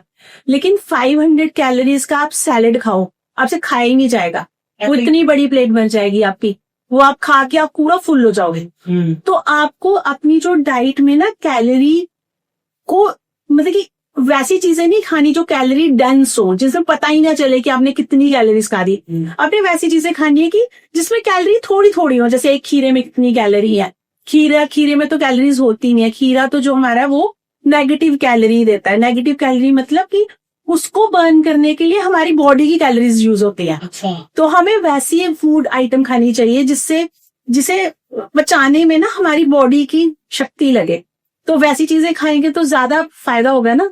तो जब भी वेट लॉस करना होता है तो हमें कैलोरी डेफिसिट में रखना पड़ता है। लाइक अगर किसी को, जैसे किसी भी नॉर्मल जो ह्यूमन बींग्स को, जैसे लड़कों को 22 to 23 किलो कैलोरी की रिक्वायरमेंट होती है डे की, जो नॉर्मल जिसका लाइफस्टाइल है। अब जब वेट लॉस करवाना है तो अब हम उसे कैलोरी कम कर देंगे थोड़ी सी, एकदम नहीं उसकी कि हम उसे 1000 कैलोरीज पे ले आएंगे जी। थोड़ी सी 200-300 कैलोरीज कम कर देंगे। अब 200-300 कैलोरी कम करने में उसी में सारी स्मार्टनेस है कि अगर वो उसको ये भी नहीं लगना चाहिए कि मेरी भूख रहेगी, मेरे को स्टार्वेशन हो रही है, ये तो मैंने क्या डाइट ले ली, ये तो मैं भूखा रह रहा हूँ, ऐसा भी होना चाहिए। उसको फिलिंग करनी है, आपने फिल कर देना है, वैसे कैलोरीज डाल के रिप्लेस कर देनी है कैलोरी की। एक पिज्जा का स्लाइस खा रहा है, उसमें 300 कैलोरीज है, तो उसकी बजाय अगर वो 4 रोटियां भी खा लेगा ना तब भी 300 कैलोरीज पूरी नहीं होगी। तो अगर आप एक पिज्जा का स्लाइस की बजाय उसे आप 2 फुलके दे दोगे ना, उसका पेट भी भर जाएगा और उसको सेटिस्फेक्शन भी हो जाएगी, न्यूट्रिशन भी मिल जाएगी। तो दिस इज द मतलब कि how to plan the diet. इस तरह से हम डाइट प्लान करते हैं। तो मुझे लगता है कि हर इंसान को, हर इंडिविजुअल को एक बार अपनी लाइफ में, चाहे उसे कुछ भी हेल्थ इशू नहीं है, डाइटिशियन से जरूर मिलना चाहिए, क्लिनिकल डाइटिशियन से खासकर जरूर मिलना चाहिए, ताकि उन्हें ये पता चले कि हम जो खा रहे हैं रूटीन में ये आगे जाके हमें प्रॉब्लम तो नहीं देगा। अब कई लोग क्या होता है, उनको लगता है कि हम यंग है, हम ये भी कर रहे हैं, हमें कोई प्रॉब्लम नहीं होने वाली। लेकिन जैसे आप once you cross 40 years of age, एकदम प्रॉब्लम्स पॉप अप होती है। वो इसलिए होती है क्योंकि जो आपने पीछे खाया ना, जो आपने बचपन पे अगर ज्यादा जंक, ज्यादा फास्ट फूड खाया, तो वो आपकी बोन्स की डेवलपमेंट वैसे नहीं हो पाई, आपका वैसा बॉडी वैसे नहीं बनी, तो वो ऑटोमेटिकली, क्योंकि वो गया तो आपके अंदर ही है ना, तो ऑटोमेटिकली आपको प्रॉब्लम क्रिएट करेगा। ओके। अच्छा, जब हम कैलोरीज बर्न करते हैं क्या उससे सच में वेट लॉस होता है या नहीं? कैलोरीज बर्न करने से वेट लॉस होता है, लेकिन वेट लॉस का सबसे बेस्ट तरीका तो मुझे ये कि बर्न करनी ही क्यों पड़े, कैलोरीज वेट लॉस है ना, बर्न क्यों करनी पड़े, आप पहले ही कैलोरी डेफिसिट में चले जाओ ना। Why to burn calorie, you go in calorie deficit diet. जैसे मैंने आपको भी बताया कि 2200 चाहिए तो यू गो फॉर 2000, तो आपने 200 कैलोरी पहले ही कम ले ली, तो आपको बर्न करने की जरूरत नहीं है ना 200 कैलोरी। तो बजाय इसके कि आप 3000 कैलोरीज ले रहे हो, फिर आप जोर लगा रहे हो कि मैं अब 800 बर्न कर लूं, कितनी बर्न कर लोगे, है ना। तो बेटर है कि you go into calorie deficit, but उसमें बैलेंस्ड में जो मील होनी चाहिए, जो कैलोरी डेफिसिट हो बैलेंस। ये नहीं कि आप बोलो कि मैं कैलोरी डेफिसिट में जा रहा हूँ, मैं अपना डिनर स्किप कर देता हूँ, तो मेरा डिनर 500 कैलोरी का, मैंने डिनर स्किप कर दिया तो मैं calorie, that is not the proper way. Proper way ये है, आपने सारे मील्स खाने हैं, बैलेंस्ड खाना है, लेकिन कैसे खाना है वो तो आपको प्रोफेशनली बताएगा ना। ओके, सो अब हम कुछ प्रॉब्लम्स के बारे में डिस्कशन करते हैं।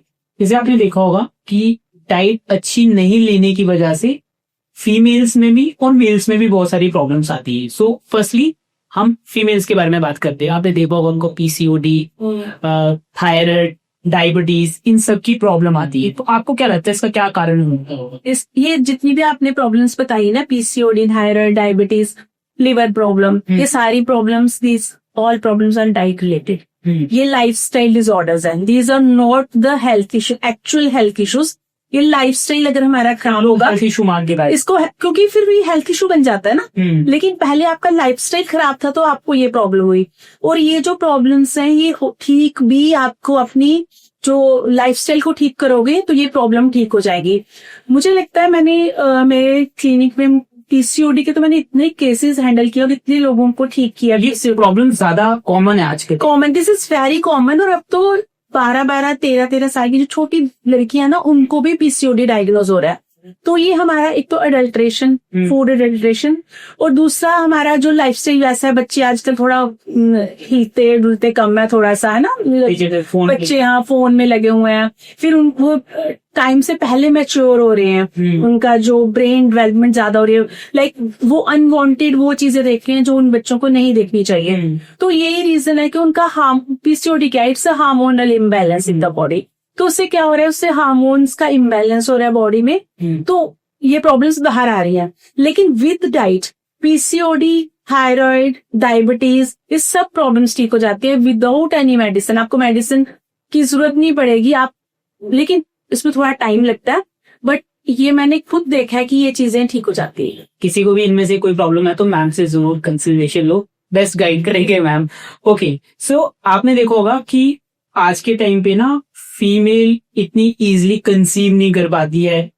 कहीं ना कहीं आपको लगता है कि इसके पीछे डाइट का ही एक रीजन होता है? क्योंकि पहले के टाइम पे तो इजी होती थी चीजें, बट आज के टाइम पे हर दूसरी फीमेल को ये वाली प्रॉब्लम आपने फेस करी होगी, तो बताओ इसके बारे में थोड़ा। इसका यही रीजन है, लाइक पीसीओडी, थायराइड, जिसको भी होगा वो कंसेप्शन नहीं हो पाएगा क्योंकि वो इनफर्टिलिटी हो जाती है बॉडी में।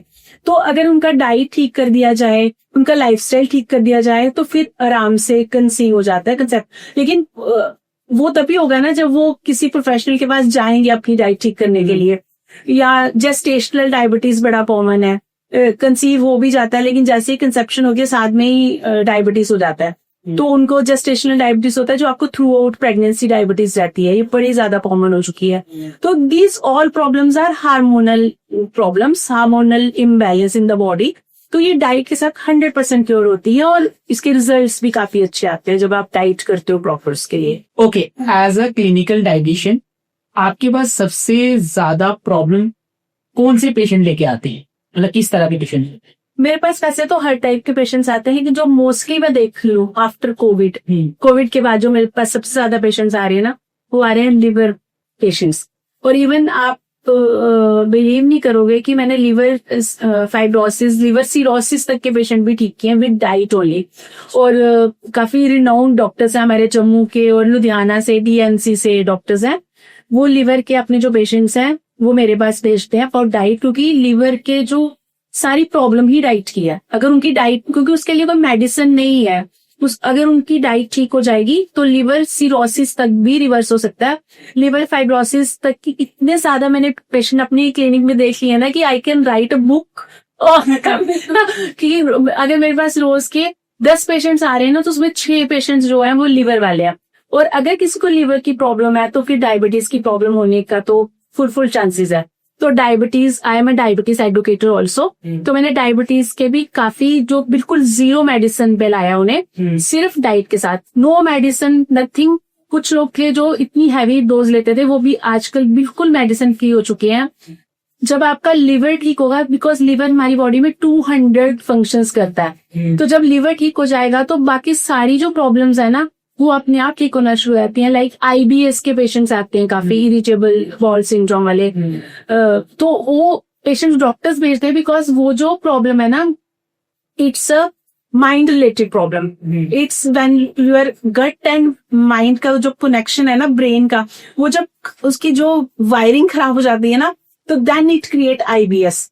तो उसमें क्या होता है, उसमें नॉर्मली वो न्यूरो जो डॉक्टर्स होते हैं ना, वो ही उन्हें ट्रीट करते हैं, वो गैस्ट्रो का इतना काम नहीं है उसमें।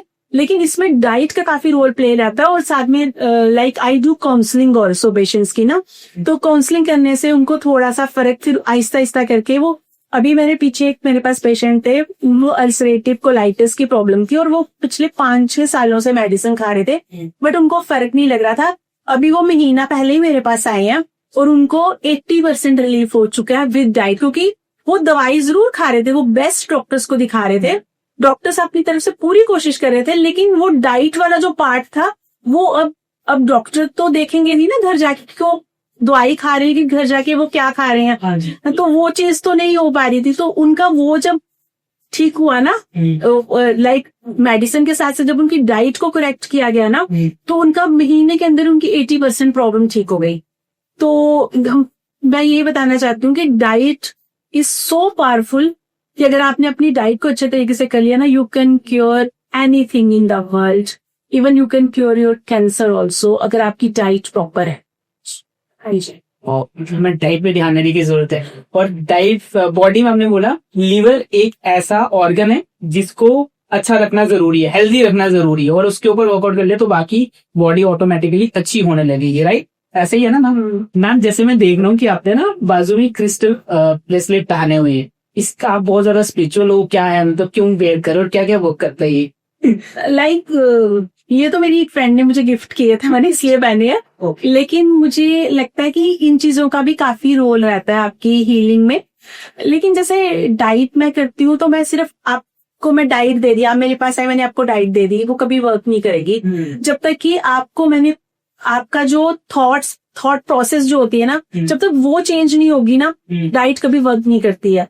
तो उसके लिए हमें पहले काउंसलिंग करनी पड़ती है पेशेंट्स की। अच्छा, तो मैं आपसे ये पूछने की कोशिश करूं कि आप डाइट के साथ साथ वो क्या काउंसलिंग भी देते हो तो किस तरह के देते हो वो बताओ। हाँ। आपकी बातों से ये फील हो रहा है। हाँ, क्योंकि जैसे अब कोई आया, पेशेंट आया मेरे पास, तो उसको पहले मैं काउंसल करती हूँ कि उनको प्रॉब्लम क्या है, वो किस तरह से फेस करें। बिकॉज मोस्ट ऑफ दी जो प्रॉब्लम्स है ना, वो हमारे क्यों हुई। अगर किसी को डायबिटीज हुआ तो क्यों हुआ, आपको वहां तक पहुंचना है ना। डायबिटीज हुआ तो हुआ, अब आपने दवाई खाना शुरू कर दी और वो ठीक हो गया और फिर दोबारा से हो गया, ये तो कोई सोल्यूशन नहीं है। हमें उसको रूट से हटाना है, उसके रूट कॉज पे जाना है। तो डायबिटीज ऐसे किसी को ओवरनाइट डायबिटीज नहीं होता है। डायबिटीज के पीछे एक हिस्ट्री होती है, वो शायद आपके पीछे 10-15 साल पुरानी हिस्ट्री चल रही हो। तो अगर हम दूसरी तरह से सोचे ना, स्पिरिचुअली सोचे या दूसरे तरीके से सोचे, तो डायबिटीज उन्हीं लोगों को होता है जिनकी लाइफ में थोड़ा स्वीटनेस कम हो जाती है, तो उनको डायबिटीज होता है। तो स्वीटनेस कम हो गई लाइफ में तो आपको डायबिटीज हो गई। अब स्वीटनेस क्यों कम हुई, कोई किसको कोई भी प्रॉब्लम हो सकती है, किसी का कोई पर्सनल रिलेशनशिप में प्रॉब्लम हो सकती है, किसी को फैमिली में इशू हो सकता है। तो आपको पहले आप वो तो ठीक नहीं कर सकते उनका पर्सनल प्रॉब्लम, लेकिन आप उनको एक काउंसलिंग देके आप उनको ये तो वहां पे एक एक्सेप्टेंस मोड पे तो ला सकते हो ना, कि you have to accept that, कि अगर आपको कोई प्रॉब्लम चल रही है तो आपको एक्सेप्ट करनी है। You should be in gratitude. जब आप ग्रेटिट्यूड में आ जाओगे, आप शुक्राने में आ जाओगे कि ठीक है भगवान, आपने मुझे ये प्रॉब्लम दी, कोई बात नहीं, तेरा बड़ा बड़ा धन्यवाद। अगर आपने मुझे डायबिटीज दिया तो कोई नहीं, मेरा लिवर तो ठीक है ना, या मेरी किडनीज तो ठीक तरह से काम कर रही है ना, मुझे कैंसर तो नहीं ना हुआ। उन चीजों के लिए शुक्राना। जब आप उस ग्रेटिट्यूड में आओगे ना, तो आपकी वो जो मेन प्रॉब्लम है ना, वो अपने आप ठीक होना शुरू हो जाएगी। तो सबसे पहले तो मैं अपने पेशेंट्स को यही सिखाती हूँ कि आप ना ग्रेटिट्यूड शो करो। कईयों को लगता है नहीं, मैं कैसे ग्रेटिट्यूड शो करूं, मुझे इतनी ज्यादा प्रॉब्लम है, मुझे IBS की इतनी जबरदस्त प्रॉब्लम हो रही है और आप मुझे बोल रहे हो ग्रेटिट्यूड शो करो, ये पॉसिबल नहीं है।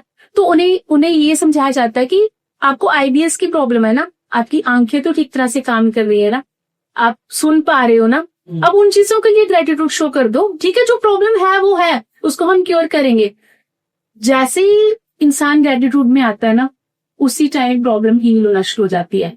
ये मैंने खुद देखा है, मैंने अपने साथ भी देखा। कोई एक्सपीरियंस शेयर करो। मैं आपकी इसके लिए 100 ऑफ एक्सपीरियंस शेयर कर सकती हूँ, लेकिन मैं अपना एक्सपीरियंस आपके साथ शेयर करती हूँ। मैं कोई स्टार्ट से ऐसी नहीं थी लाइक ग्रेटिट्यूड।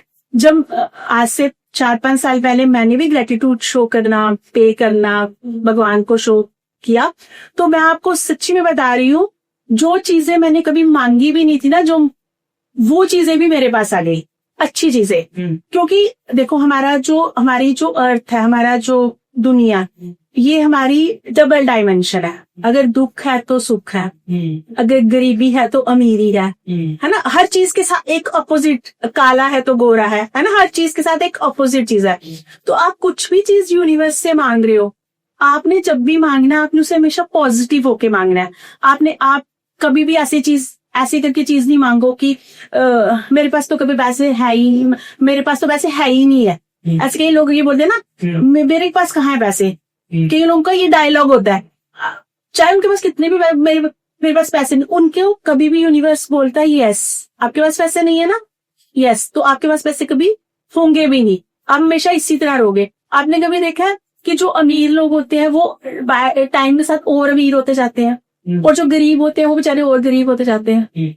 इसी तरह से हमारी हेल्थ में भी है। जो लोग ठीक हैं हेल्थ जिनकी ठीक है, जिनको कोई अगर वो ग्रेटिट्यूड में, तो वो हेल्दी होते जाएंगे। और जिनको थोड़ी बीमारी, एक आधी बीमारी से शुरुआत हुई लेकिन वो हमेशा रोते रहेंगे, मुझे तो ये हो गया, मुझे तो ये हो गया, उनको और बीमारी होती जाएंगी, एक के बाद दूसरी, दूसरी के बाद वो हॉस्पिटल्स के चक्कर काटते रहेंगे। तो this is the power of gratitude. यहाँ पे आपने ग्रेटिट्यूड शो करना है। तो ये अगर आप करना शुरू कर दोगे तो यही मैं अपने पेशेंट को सबसे पहले जो मेरा उनके साथ कम्युनिकेशन होता है ना, वो यही होता है कि ग्रेटिट्यूड में आ जाओ थोड़ा, अगर आप अपनी प्रॉब्लम को हील करना चाहते हो। और डायबिटीज का तो है ही है कि आप अपनी लाइफ में एक्सेप्ट करोगे जब चीजों को, तो आपकी वो जो स्वीटनेस है वो वापस आना शुरू हो जाएगी व्हेन यू एक्सेप्ट इट। अगर आप एक्सेप्ट नहीं करोगे तो आप फिर वैसे ही रहोगे और डायबिटीज कभी ठीक नहीं होगा। अब बाकी चीज जैसे कैंसर है, कैंसर का क्या होता है कि अगर किसी के जैसे होता है ना अंदर, जैसे एक अंदर एंजाइटी, अंदर ही अंदर आप दुखी हो, आप एक्सप्रेस नहीं कर पा रहे, आपके अंदर फेयर है या जो भी आप बोल लो कि आप, वो नॉट बन जाती है अंदर, होता है ना वो गांठ बन जानी। तो कैंसर क्या है, से गांठ ना, गांठ ही होती है ना, कैंसर को गांठ ही बोलते हैं ना हिंदी में।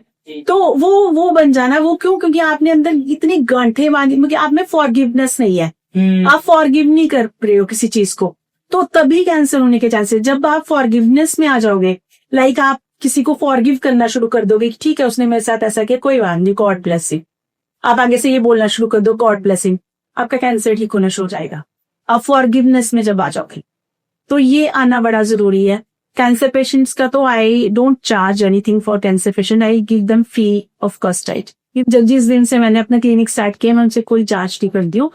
तो लेकिन उनको मैं यही बोलना चाहूंगी कि अगर किसी को भी ये प्रॉब्लम है, प्लीज फॉरगिवनेस में आ जाओ, फॉरगिव करो, हर चीज को फॉरगिव करो कि ठीक है, जो आपको पुरानी बातें, उसने मेरे साथ ऐसा किया था तब, उसने मेरे साथ ये तब किया था, तो लेके बैठे होते ना दिमाग में, आपका कैंसर नहीं ठीक होने के। वो आप फॉरगिवनेस में आओगे, चलो छोड़ो, कुछ नहीं किया कोई बात नहीं, शुक्रिया भगवान तेरा शुक्रिया, है ना, तो आपका कैंसर ठीक होना शुरू हो जाएगा। अब किडनी की प्रॉब्लम आती है लोगों को, वो क्यों आती है? जब आप ज्यादा फेयर में रहते हो, आप डरे हुए रहते हो, आपको हर चीज का डर लगता है। डर मतलब ये नहीं कि भूत आ गया तो आप डर के, वो वाला डर नहीं, लाइक पता नहीं अगर उधर होगा तो ऐसा हो जाएगा, अगर मैं उधर जाऊंगा तो, क्यों लोग डरे होते हैं, हाँ डरे हुए रहते हैं, नहीं मैं नहीं ऐसे करूंगा कि ऐसे ना मैं गिर ना जाऊं, या जो लोग ज्यादा डरे हुए रहते हैं ना, उन लोगों को किडनी की प्रॉब्लम आती है।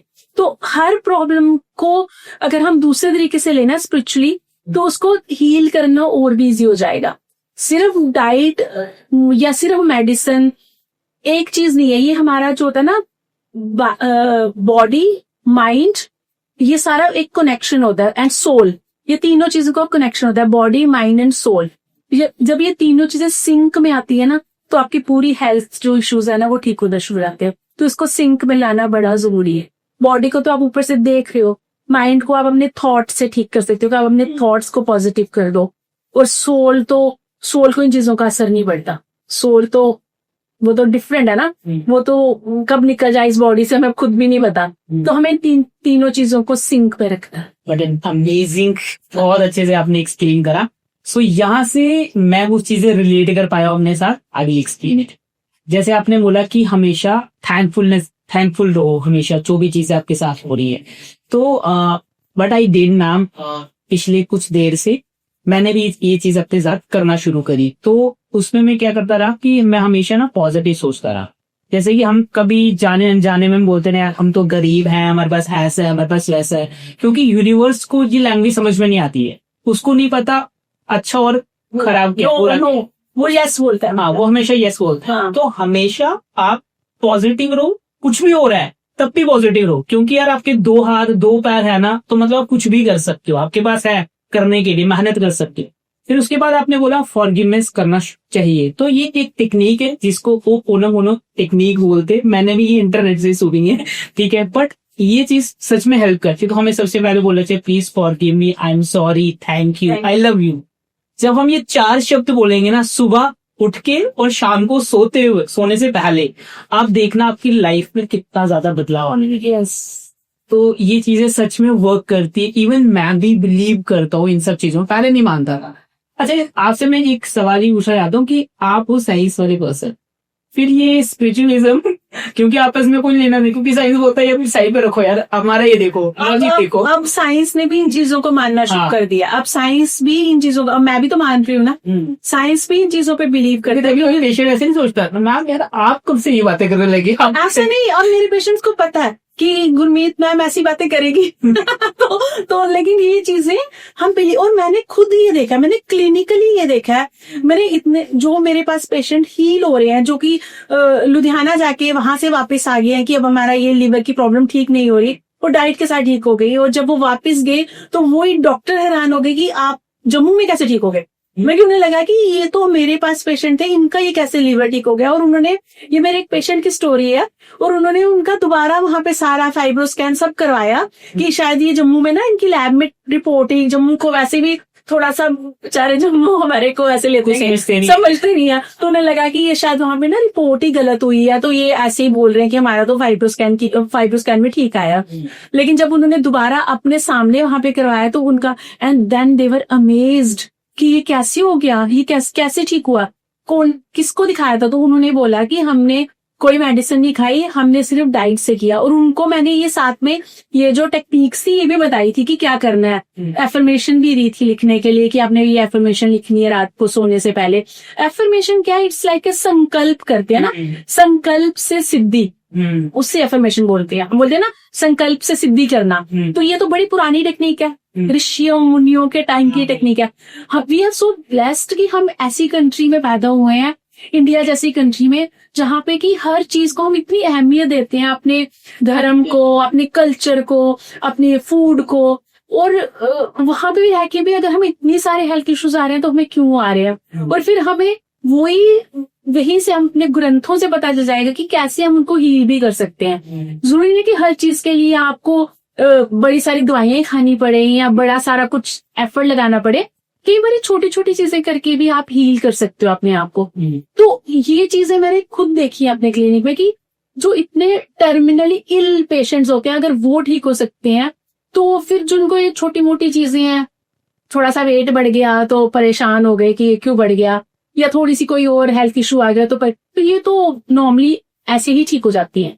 तो इसलिए मुझे लगता है कि diet plays an important role, जो कि हम जिसको कि हम इग्नोर करते हैं। एग्जैक्टली बहुत अच्छे से आपने एक्सप्लेन करा। और मुझे ऐसा लगता है कि सारी की सारी चीज होती है हमारे माइंडसेट की, हमारे बिलीफ सिस्टम की। हम अपने अंदर किस तरीके का बिलीफ सिस्टम लेके चल रहे, यदि वो पॉजिटिव नहीं होगा तो कुछ भी पॉजिटिव नहीं होगा। चाहे भगवान जी भी आ गए ना, फिर भी कुछ नहीं हो सच। लेकिन मैम सच में आपसे बात करके बहुत पॉजिटिव फील हो रहा है, बहुत ही मजा आया आपके साथ ये पॉडकास्ट करके। ये फील नहीं हुआ कि like we are doing podcast, ऐसे लगा कि शायद मेरे को जो लग रहा था कि डाइट के लिए ये चीजें होती है, ये होनी चाहिए, नहीं होनी चाहिए, तो मेरे ही क्वेश्चंस के आंसर्स मुझे मिल गए। एंड आई होप मेरी तरह ही जो यंगस्टर्स हैं उनके भी कुछ इस तरह के सवाल होंगे, हम इस पॉडकास्ट के माध्यम से उनकी जरूर हेल्प होगी अगर वो पूरा का पूरा इस पॉडकास्ट को सुनेंगे। लास्ट में मैं आपसे बस ये पूछना चाहता हूँ, कोई ऐसा मैसेज जो हमारे इस यूथ को आप देना चाहते? मैं यूथ को यही मैसेज देना चाहती हूँ कि आप जो भी करें, अगर डाइट कर रहे हैं तो हमेशा स्मॉल कंसिस्टेंट एफर्ट्स आपने वो लगाने हैं। आपने बड़े बड़े गोल्स नहीं रखने, क्योंकि जो बड़ा गोल जब हम ले लेते हैं ना वो हमेशा कामयाब नहीं होता। तो अगर आप स्मॉल कंसिस्टेंट एफर्ट्स करोगे ना डाइट में भी, अगर आपको लग रहा है कि मैं डाइट नहीं फॉलो कर सकता, मेरा रूटीन ही ऐसा है, कोई बात नहीं, आप नहीं कर सकते, आप एक बार मिलो तो सही, शायद आपका सोल्यूशन आपकी डाइटिशियन आपको दे दे। आप 100% नहीं कर सकते, आप 20% से स्टार्ट करो। जब आप 20% से करोगे आपको कुछ ना कुछ रिजल्ट तो आएगा, फिर आप उसे ग्रेजुअली इंक्रीज करो। आप बिल्कुल ये सोच के घर पे सोच के कि नहीं मेरे से को डाइट हो ही नहीं सकती, तो वो आपको कभी भी रिजल्ट नहीं देगा। तो इसलिए मैं यूथ को यही कहूंगी कि आप जिस चीज में भी जाना है आपने यही करना है, स्मॉल कंसिस्टेंट एफर्ट। और दूसरी चीज है यूथ के लिए मैं ये कहना चाहूंगी कि हेल्थ इज वेल्थ। अगर हमारी हेल्थ है तो वेल्थ। ये तो हम बचपन से पढ़ते आ रहे हैं बुक्स में, हेल्थ इज वेल्थ। लेकिन अब ये चीज ना अब जाके समझ आती है इस टाइम पे कोविड के बाद कि हेल्थ जो वाकई में वेल्थ है, क्योंकि इतनी वेल्थ होने के बाद भी अगर आपकी हेल्थ खराब है तो उस वेल्थ का तो कोई फायदा ही नहीं है ना। तो आपको हेल्थ को जरूर प्रायोरिटाइज करना चाहिए अपने लिए। जैसे आप वर्कआउट भी कीजिए, जिम भी जाइए, करिए आप, लेकिन उसके साथ साथ आप अपनी डाइट को भी ठीक कीजिए। और ऐसे जैसे होता है ना, किसी भी चीज को बिना देखे, बिना क्रीडेंशियल चेक किए बिना आप किसी की भी बात मानना शुरू कर दो कि उन्होंने मुझे ये कहा था तो ये बड़ा अच्छा है, या कोई, क्योंकि आपके पास ये पूरा राइट है। अगर आप किसी के पास जा रहे हो, you can check credentials, his और हर क्रीडेंशियल्स। अगर आप जिम में भी जा रहे हो तो आप अपने ट्रेनर के क्रीडेंशियल, मैं आपको अनफॉर्चुनेटली 2 से लेकर 3% तक की ट्रेनर्स हैं जो कि कहते हैं जिनके पास डिग्री है या जो प्रोफेशनली क्वालिफाइड है जिम्स में, बाकी सब तो क्वैक्स है। तो आप प्लीज एक बार उनके क्रेडेंशियल चेक कीजिए कि वो वाकई में क्वालिफाइड है भी है, जो आपको सजेस्ट कर रहा है कि 12 अंडे खाने हैं या रोज प्रोटीन पाउडर के 2 डिब्बे खाने हैं वो आपने महीने में। तो दे आर बेसिकली सेल्समैन, उन्होंने वो बेचना है, दे गेट द कमीशन। तो आप ये चीजों पे थोड़ा सा अपने डॉक्टर के साथ सलाह कीजिए, जो भी आपके डॉक्टर हैं उनके साथ सलाह कीजिए। अगर आपके डॉक्टर्स आपको अलो करते हैं कि खाओ तो then you go for that. अगर आपका डॉक्टर मना कर रहा है या आपकी डाइटिशियन मना कर रही है तो प्लीज आप उनके ऑल्टरनेटिव देखिए कि ऑल्टरनेटिव क्या हो सकते हैं। तो अगर आप ये चीजें करोगे आप definitely, because you people are the future of our country, हमारा फ्यूचर आप भी हो। अगर आप लोग भी बीमार पड़ जाओगे तो फ्यूचर कैसा होगा हमारी कंट्री का, तो ये तो आप देख सकते हो। बहुत मजा आया और मैं आप सब लोगों को ये चीज बताना चाहता हूँ, आपको कोई भी किसी भी तरह की कोई प्रॉब्लम है, मैम से जरूर कंसल्टेशन लें। वो आपको बेस्ट डाइट बताएंगे और उसके साथ साथ आपको हीलिंग में भी हेल्प करेंगे बहुत अच्छे तरीके से। मैम स्पिरिचुअल उतने ही पॉजिटिव है, जब आप मैम के साथ बैठोगे तो उतनी पॉजिटिव वाइब्स आएंगी, आधी बीमारी तो आपकी वहीं में ठीक हो जाएगी। तो जरूर मैम के साथ आप कंसल्ट कर सकते हैं। मैम आप कहाँ पे बैठती हो, कौन से हॉस्पिटल में, बता सकते हो आप? मेरा क्लिनिक है, मैं ओपीडीज करती हूँ STDM हॉस्पिटल चन्नी हिम्मत मिली। इवनिंग में मेरी ओपीडी होती है, तो आप कभी भी मेरे को कॉल करके अपॉइंटमेंट फिक्स करके you can come, you are most welcome. आपको अगर टाइम नहीं भी लेना, लेकिन आप वैसे ही कंसल्टेशन लेके आप एक बार डिस्कस कर सकते हो अपनी प्रॉब्लम, आपको पता चल जाएगा कि क्या चीज मैं लैग कर रहा हूँ। तो उतना तो आपको जरूर करना चाहिए। मैं सबको ये सजेस्ट करूंगी, I want my JNK to be the healthiest state, कि वो एक अच्छा, जहाँ के सारे लोग हेल्दी रहें, उनको बार बार बाहर ना चक्कर लगे कि अब मुझे लिवर के लिए बाहर जाना है, मुझे कैंसर के लिए बाहर जाना है, किडनी के लिए। तो अपनी डाइट को थोड़ा सा अगर ठीक कर लोगे तो आपको शायद ये आने वाले समय में ये प्रॉब्लम्स होंगी ही नहीं। एग्जैक्टली। सो किसी को भी जाना है तो प्लीज मैम के साथ आप मैम को हॉस्पिटल में अपॉइंटमेंट ले सकते हो, वहां पे जाके कंसल्ट कर सकते हो। मैम आपको बेस्ट तरीके से गाइड करेंगे और ये चीज आपको डेफिनेटली हेल्प करेगी, क्योंकि अगर 30, 40, 50 मिनट में मुझे हेल्प कर पाई है तो ऑब्वियस ही बात है यार आपको भी करेगी। ठीक है, so thank you so much ma'am, आपने अपना इतना कीमती वक्त किया और आपके साथ बात करके बहुत मजा आया। फ्यूचर में भी आपके साथ पॉडकास्ट करेंगे किसी पर्टिकुलर टॉपिक के ऊपर। आज तो हमने जनरल डिस्कशन करी, बट हाँ फ्यूचर में हम पर्टिकुलर एक टॉपिक पे बात करेंगे। सो आपको इस पूरे के पूरे पॉडकास्ट में सबसे अच्छी चीज क्या लगी वो हमें आप कमेंट्स करके जरूर बताइएगा। बाकी आप क्या चाहते हो कि क्या हम मैम के साथ सेकंड पार्ट करें तो हमें कमेंट में जरूर बताइएगा। सो तब तक अपने और अपने परिवार का ध्यान रखिएगा।